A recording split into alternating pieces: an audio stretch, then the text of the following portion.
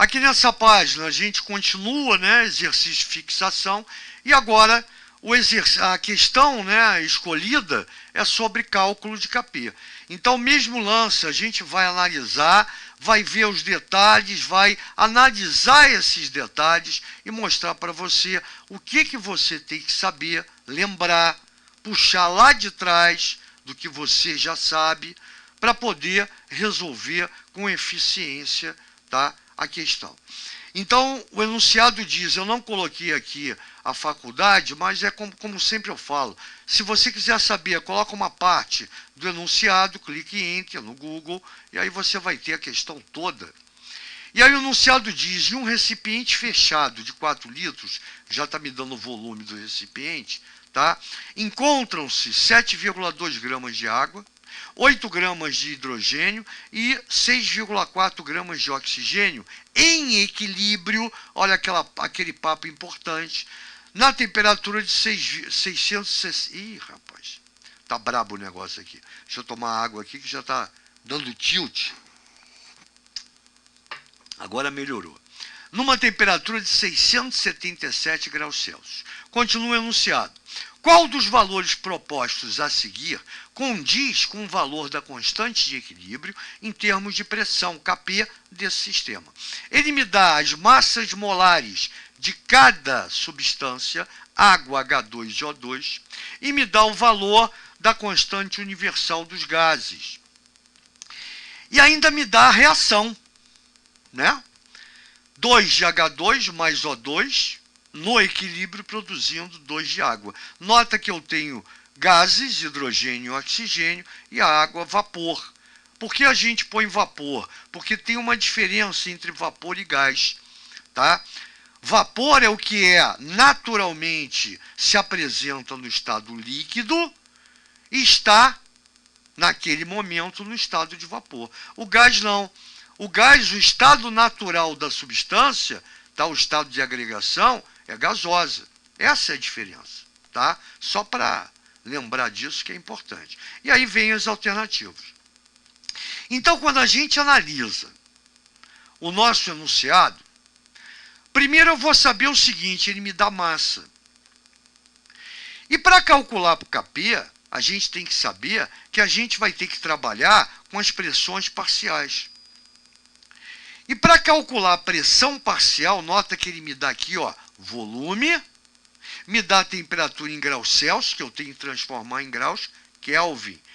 E pela massa dada, eu calculo o número de mols, o Nzinho. Então isso me remete, ó, eu tenho V, volume, eu tenho T, que é só somar essa temperatura a 273, e aí eu tenho a temperatura em graus Kelvin. Eu tenho então V, eu tenho T e eu tenho o Nzinho, e ainda me dá o R. Então eu vou usar Clapeyron, PV igual a nRT, e aí eu calculo P, que é a pressão parcial de cada gás desse, aí eu vou chamar aqui de gás, para ficar tudo gás, mas sabe que é vapor da água, tá? No equilíbrio, porque ele já me dá no equilíbrio. E aí eu coloco aqui, primeiro passo, cálculo do número de mol de cada participante. Da água, do H2 e do O2, está aqui.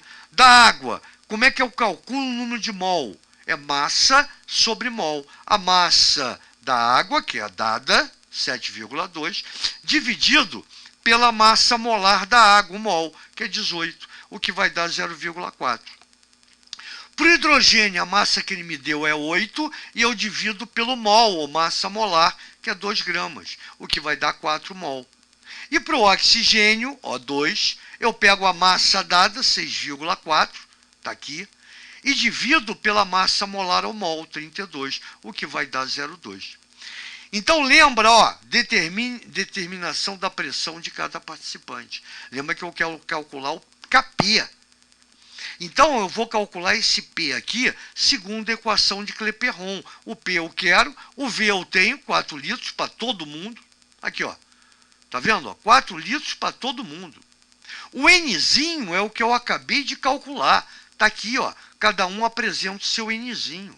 O R é a constante universal, igual para todo mundo. E o T, que é a temperatura em graus Kelvin, Como eu falei, eu somei a temperatura em graus Celsius com 273 para passar para graus Kelvin. Também vai ser constante para todo mundo. Então, ó, volume é igual para todo mundo. A unidade constante universal dos gases é igual para todo mundo e a temperatura em graus Kelvin é igual para todo mundo. A única diferença, eu tirei do enunciado pela massa, eu calculei o número de mols. E aí eu tenho pressão parcial do vapor d'água, 7,79. Pressão parcial do hidrogênio, 77,9. Pressão parcial do oxigênio, 3,895. E aí eu tenho a expressão de Kc, produto, ou seja, pressão parcial da água ao quadrado, ou seja, ó, 779 ao quadrado, porque eu tenho 2 mols, tá certo? Coeficiente estequiométrico, dividido pela pressão parcial de cada reagente. Pressão parcial do hidrogênio, 77,9 ao quadrado, tá aqui, são 2 mols, vezes a pressão parcial do oxigênio, elevado ao expoente 1. Isso aqui, ao quadrado, vai dar 60,684. Isso aqui ao quadrado, a 6.068,41 vezes 3,895. Esta conta, eu não vou continuar porque não tem espaço, Kp igual a 0,0025. Resposta letra E. Então, gente boa, dá para a gente saber, tirando essa matemática louca aqui, isso aqui daria trabalho, se você não pode usar calculadora, mas fazer o quê, né? Eu acho errado, se bem que dá, né, para simplificar aqui, tá vendo? Né? O brabo é você calcular isso, calculou isso, simplifica aqui. Tá vendo aqui, ó, daqui para cá eu andei 1, 2 casas, então aqui dá 1, aqui dá 100, perfeito? 1 sobre 100, então vai dar 1 sobre 389, aí vai dar isso aqui. 1 dividido por 389. Então dá para sair pelos macetezinhos da matemática. Então o grande lance que a gente tem que se ligar, o detalhe, é que ele me dá massa no equilíbrio. E com a massa no equilíbrio eu calculo o número de mols. Se fosse para calcular Kc, eu dividiria esse número de mols por esse volume. Teria a concentração molar. Só que ele não quer Kc, ele quer o quê? Kp. Então, com o número de mols e o resto que eu tenho da questão, volume, temperatura e o R, através da equação de Clapeyron, eu calculo a pressão parcial de cada participante.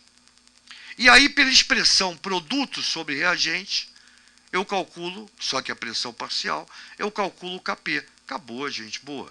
Então, quer dizer, olha a eficiência do raciocínio, olha a sequência de raciocínio. Olha como é fácil quando eu sei entender o que está sendo explicado. Então assim é muito mais fácil. Valeu, gente boa, até a próxima. Grande abraço. Daqui a pouco a gente volta.